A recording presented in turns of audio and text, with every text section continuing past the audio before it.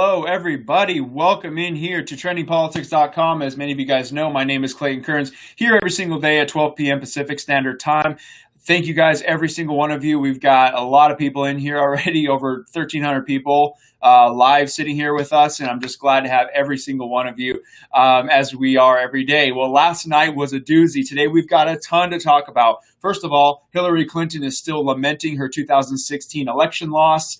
Barack Obama went really dark. Kamala Harris says that the coronavirus is racist, and Tucker Carlson laughed at the expense of a Democrat who was on his show after neocons have joined the Democrat Party. And finally, Trump asks a reporter, what's so bad about saving the world?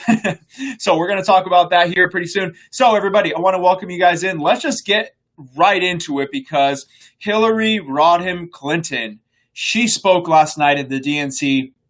Now, why the Democrat Party still believes it's a good idea to trot out one of the most unlikable human beings in American politics history, I will never know. Why they feel the need to roll out her husband, who was a predator, who was on Epstein Island, who did all kinds of horrendous things, was impeached, I will never know, but that's what happened. So let's start off with crooked Hillary Clinton last night, still claiming that she was the one who won the election. You can't make this stuff up.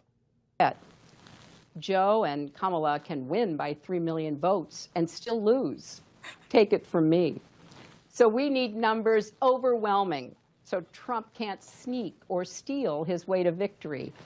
Text vote 30330 to get started. So there you have it, people. Hillary Rodham Clinton believes that she still won the 2016 election. If that's the case, why isn't she in the Oval Office? Why is she sitting there in Chappaqua? Why is she sitting there with a camera crew, and why is she not in the Oval Office? Can someone please maybe write her an email or a tweet or something and tell her that the popular vote is not how one is elected? That would give all the power to New York and California, and that's not representative of the United States of America. Somebody tell Hillary Clinton that, because she clearly doesn't understand it. But that's not all that Hillary said. That's not all she said. She also threw out an endorsement of Black Lives Matter, Planned Parenthood, and then she ended this next clip you're about to see by suggesting that a foreign adversary elected President Trump. Again, you guys can't make this stuff up. At this point, I don't know whether to take their stuff seriously or if this is truly parody. Guys, all of the clips I'm about to show you here today, the Democrats are just saying things, and I guess they're just praying that people are going to believe it. It sounds like parody. It sounds like satire. But guys, they're saying it with straight faces. I don't know what else to tell you. Here's Hillary saying that a foreign adversary elected the president of the United States. Family leave and health care for everyone, for Social Security, Medicare, and Planned Parenthood. Vote for dreamers and their families. Vote for law enforcement purged of racial bias that keeps all our streets safe.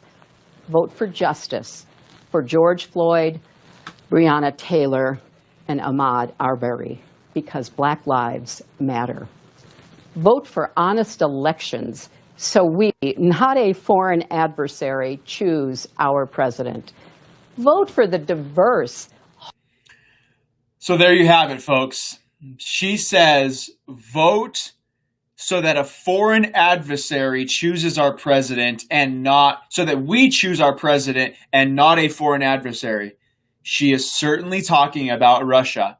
And this is what the Democrats do, everyone. They completely ignore the facts. Robert Mueller, their best buddy, did, a 2-year probe of President Trump and found no Russia collusion, and still found that not one vote was changed. Not one vote was manipulated. Not one. Yet Hillary Clinton cannot put it away. She cannot stomach the fact that she lost to President Donald J. Trump. She is still saying that a foreign adversary is why she's not president. And you guys, she's saying it with a straight face. She's saying it as if it's something that's easy to believe. Guys, the only people that believe what she just said are people who either pay zero attention to the news or the Democrats who have just completely put on the blinders to truth. Robert Mueller's investigation said there was no collusion with Russia with the Trump campaign, and furthermore, Russia did not change one vote in the 2016 election. She got destroyed in the Electoral College, fair and square. Trump supporters went out there on that beautiful fall morning in 2016 on November 8th, and they got up and they punched that ticket for President Donald J. Trump, and he reigned victorious over her because she offered no change. She offered corruption. She offered lies, and that's who she is. And furthermore, the final twist of the knife for crooked Hillary is she said this. Hillary had the audacity to say this. I wish Donald Trump knew how to be a president because America needs a president right now. This is coming from Hillary, and the jokes write themselves. Guys, she is going to take this election loss to her grave. She is going to take this election loss to her grave because she will never, ever, ever be able to bring in the fact that she lost fair and square. She is blaming Russia. She is saying that Trump doesn't know how to be a president, and she is just off the rails, folks. She is a sad case, a very, very sad case. And by many people's standards, she should be in prison. People have gone to prison for much less than what she's done. We all know the story of the Navyman who took a picture of a ship and was put in prison for that because it was classified documents. But she can run roughshod on her emails and do whatever the hell she wants, and she's just sitting in her beautiful house in Chappaqua, right? The rules are different, people. The rules are different for the elites than with us, everyone. And it's just ridiculous. It is absolutely ridiculous. Guys, if you believe that Hillary Rodham Clinton should be in jail, then if whether on YouTube or you're on Facebook, comment below, lock her up. I want to see thousands of comments. Guys, we've got well over 2,000 people live here between YouTube and Facebook. You guys are awesome. So I want you to comment below, lock her up if you want Hillary behind bars for the crimes that she's committed, for the treason, for lying about Benghazi, for lying about her emails, for using government secrets in the terrible way, classified documents, just floozy with them, whatever it is, just being loosey-goosey, and it's just terrible. I want to see her locked up. Guys, I want to see that in the comments below, okay? So you guys are awesome. So we're going to move on here to the next topic off of Crooked Hillary and on to someone else who's just as corrupt. However, before we continue, guys, make sure if you're watching this on YouTube, hit the subscribe button somewhere on here. No matter what you're doing, I want to see you guys hit the subscribe button. If you're on Facebook, make sure to interact with the post, comment, like on the post. That'll tell Facebook that you want to see our live streams even more. Guys, liberal journalists out there are not happy that we here at Trending Politics just started this podcast literally a month ago, and we're averaging now, on average, between all of our between the replays and between Facebook and YouTube, over 75,000 views per live episode. These are not like short 10-minute video or 10-second video clips that people are watching. 75,000 views on average between our two platforms, guys, and people are not liking it. The left is not liking it at all. So make sure to do that. So the next person we're going to talk about is Barack Hussein Obama.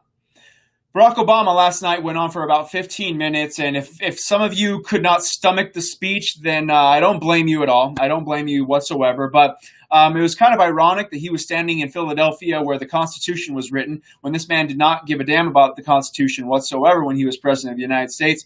And he made a very bizarre claim. As many of you people know, Donald Trump works like 18, 20 hours a day. The guy gets 4 hours of sleep. He's 74 years old. I don't know how he does it, to be totally honest. I could not operate on 4 hours of sleep per night, okay?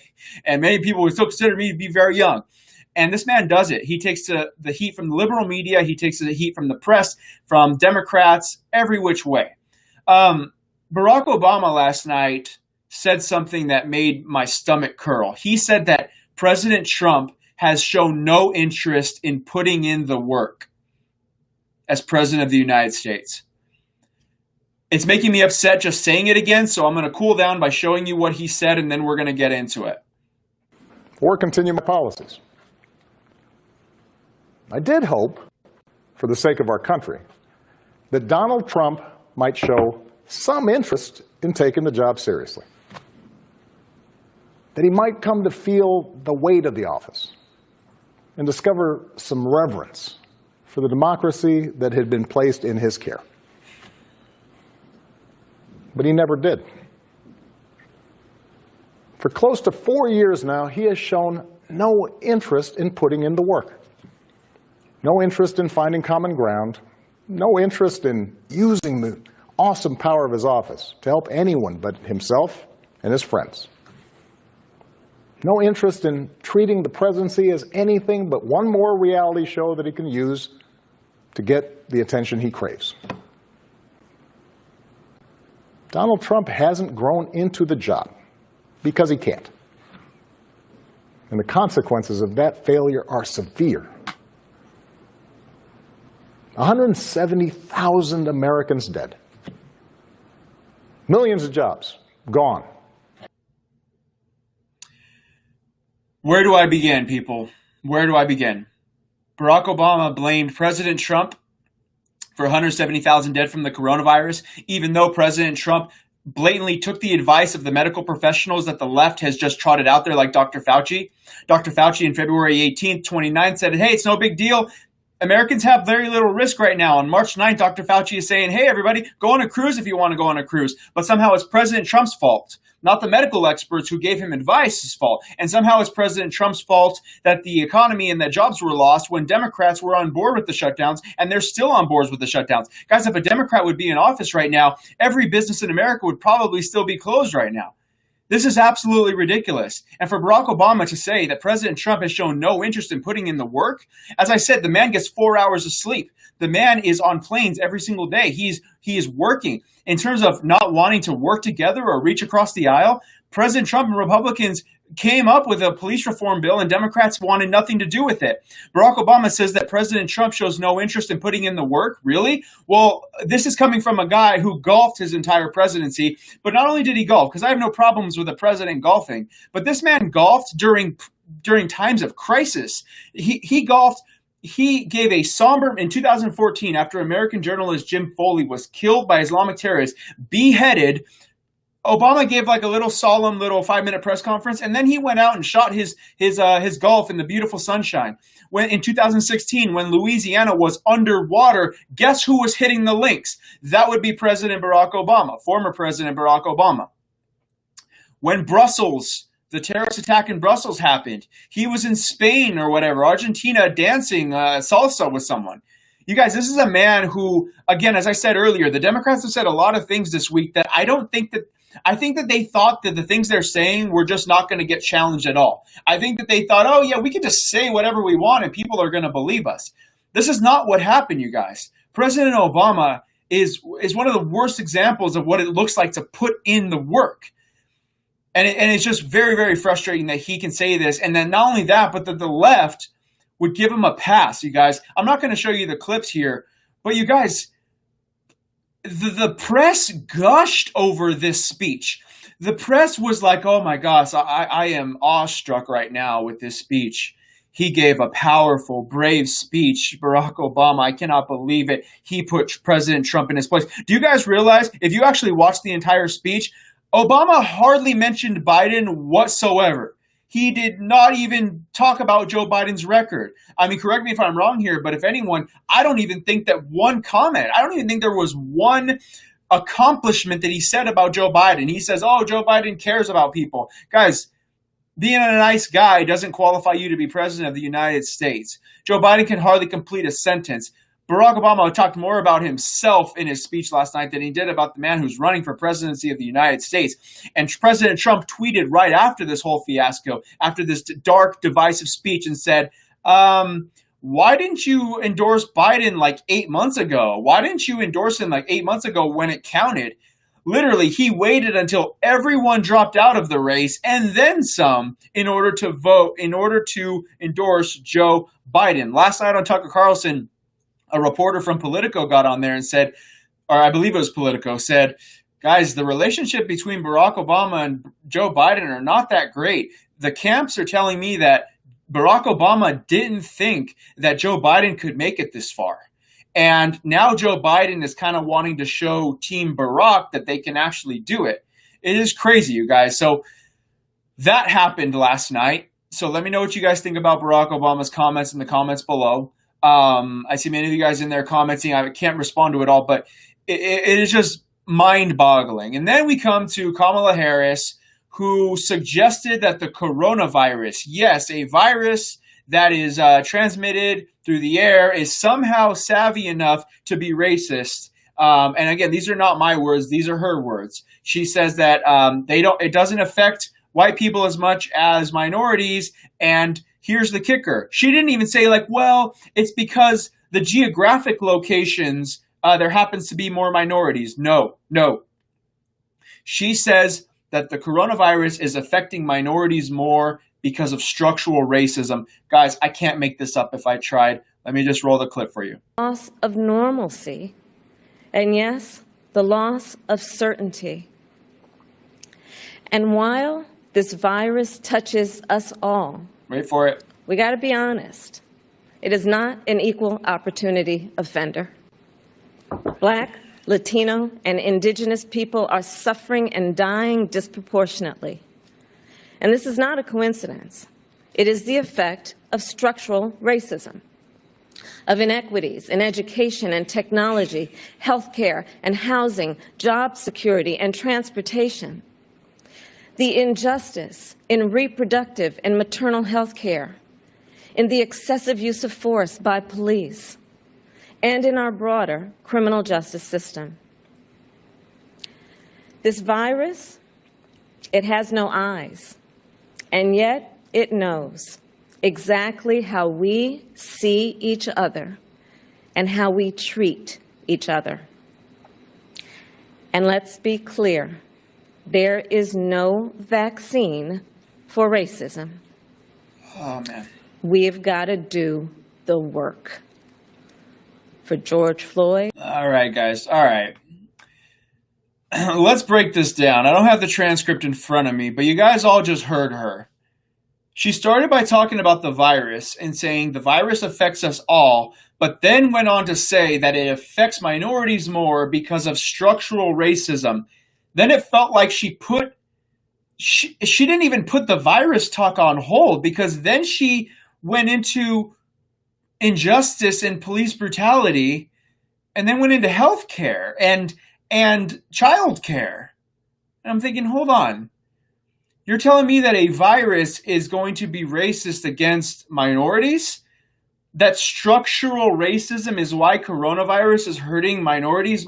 Like, guys, it's making my head hurt just thinking about this. Again, if there was an area where there was a large black population, right?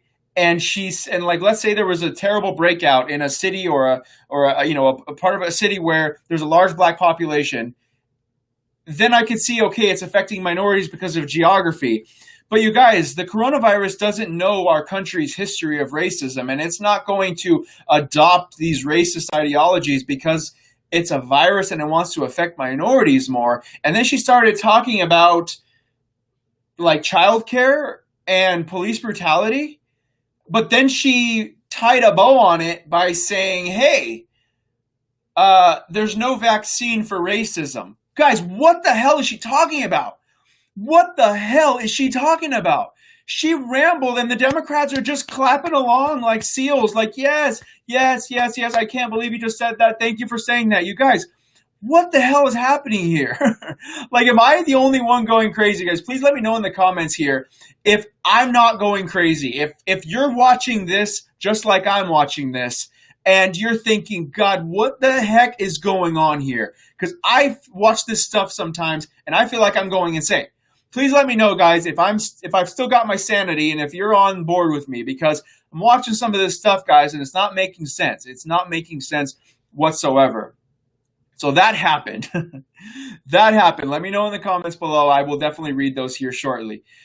So So that's what they're, and guys, tonight is the night that they are going to wrap up the DNC. We are going to have Hunter Biden speaking. That should be, guys, I don't know what the Democrats are doing. They're rolling Hunter Biden out there tonight. Normally with these types of conventions, you guys, they want to hold off on rolling out people who are controversial. But Hunter Biden has so much corrupt past, so much of a corrupt past, and they're just trotting him out there. Do they not know what the right-wing media is going to do to him? They are going to we are going to pummel him because there is so much to attack about this guy. I mean, they are making it very, very easy for conservatives. And the best part is that next week, the RNC gets to go. And honestly, it's such an advantage point for the RNC because they can now correct all the mistakes that the Democrats have made in this convention so far. So I've got two more topics to talk about with you guys. But before I do that, I want to remind you to go to ilovemyfreedom.com. We got a lot of great pro-Trump gear there. Get your election day apparel, guys. We're only 75 days away from the election. You guys are going to blink and election day will be here, okay? We are in the final stretch. Get your Trump gear, get your Trump masks. We got a lot of great stuff there, you guys. If you want to get notified when we go live, next week we're going to start sending notifications to this list. Text the word trending to 31996, and we will get that for you guys. So, final two topics of the day here. Yesterday, President Donald J. Trump set the media on fire. I'm sure many of you guys saw this. It happened a little later in the afternoon. It happened a couple hours after we stopped going live, you guys. But oh my goodness gracious. So guys, just to give you a little bit of a background, there is this movement, if you will, online called QAnon. And I'm not going to say that word anymore because I don't want to get banned. But basically, it's this movement that believes that President Trump is taking down, the satanic cult of pedophiles and cannibals around the world, right? And you think of it what you will. I'm not going to get into the whole thing because I don't have that much time here. However, that's in its essence what it is, that President Trump is taking out pedophiles, and there's a lot of evidence to prove that with all the new policies around human trafficking, with Epstein going down, all this kind of stuff. So a reporter yesterday, so the left thinks that this is a bad thing, that there are people out there who think that President Trump is saving the world from satanic pedophiles. And she asked President Trump the question, what he thinks about that. What he thinks about the fact that there are people who believe that he is taking down this satanic cult of pedophiles.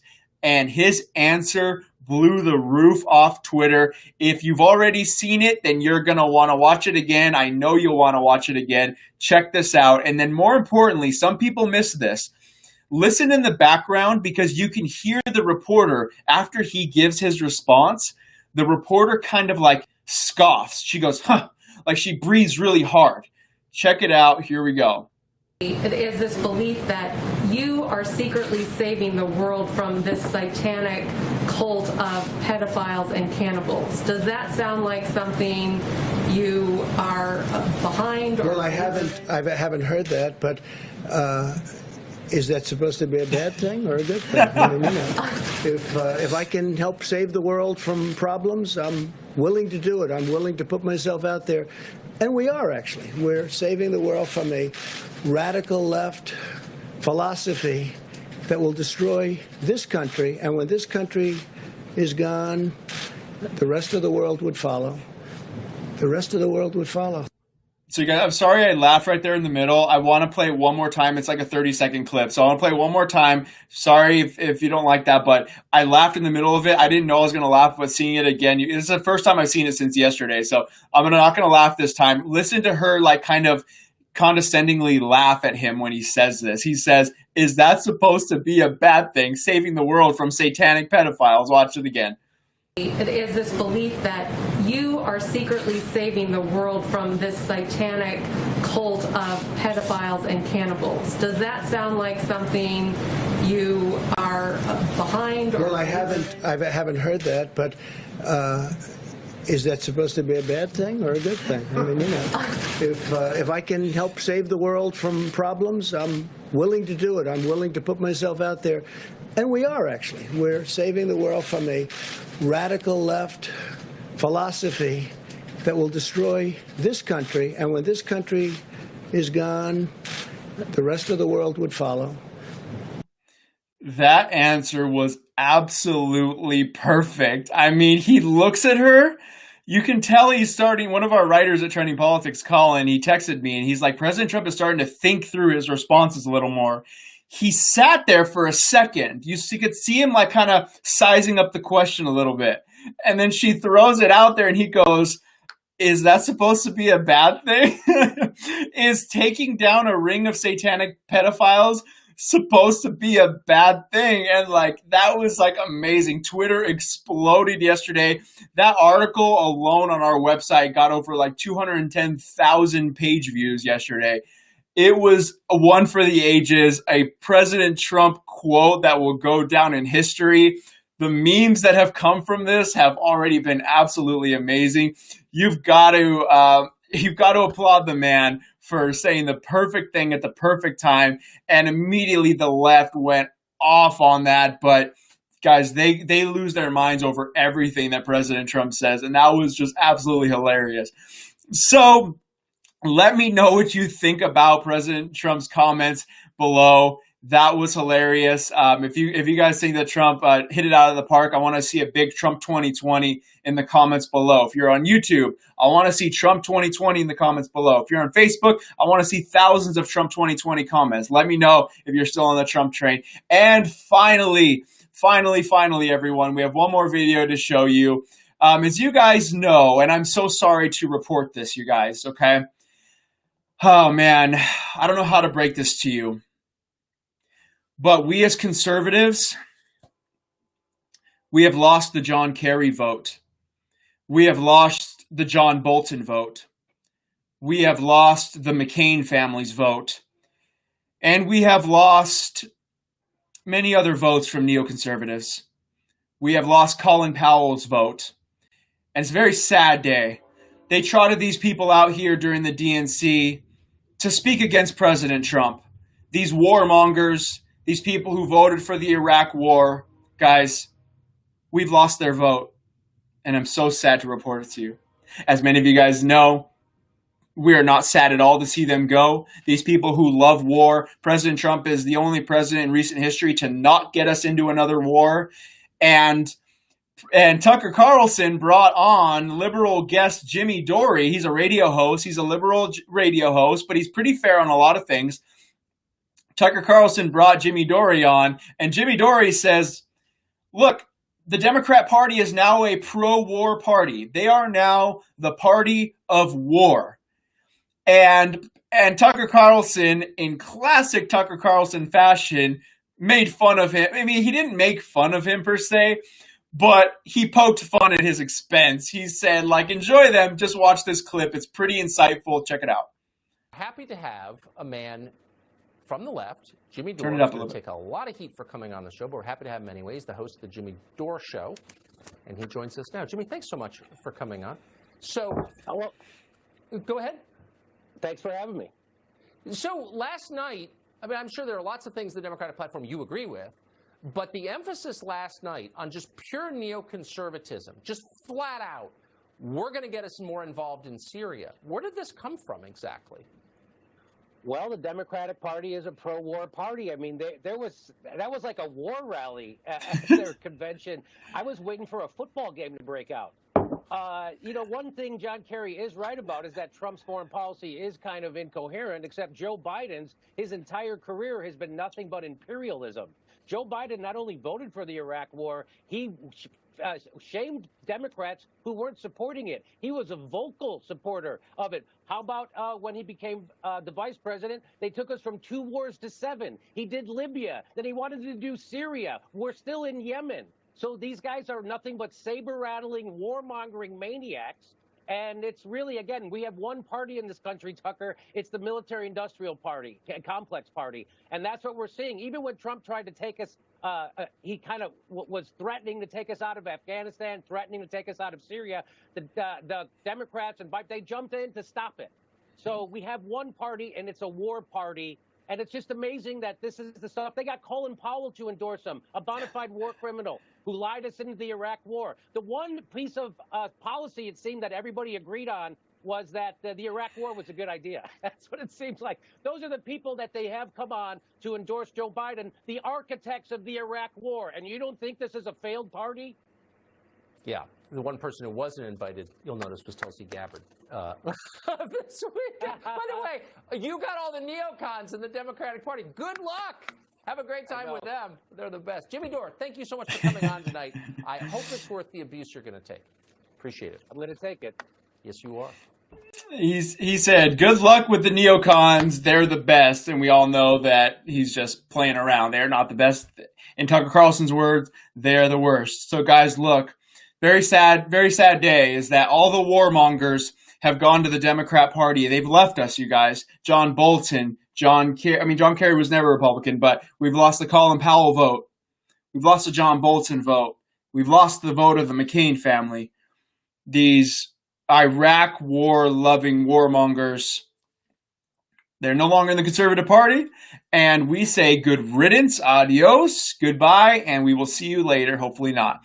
So, everybody, I just find it very interesting that the Democrats were always we're so anti-war, and now not only are these people endorsing Joe Biden, but they're speaking at the DNC. To be totally honest with you, I don't know what they're thinking strategically on this one. Look, I don't like Alexandria Ocasio-Cortez, but my God, she gets the voters riled up, and they gave her like 2 minutes of airtime this week.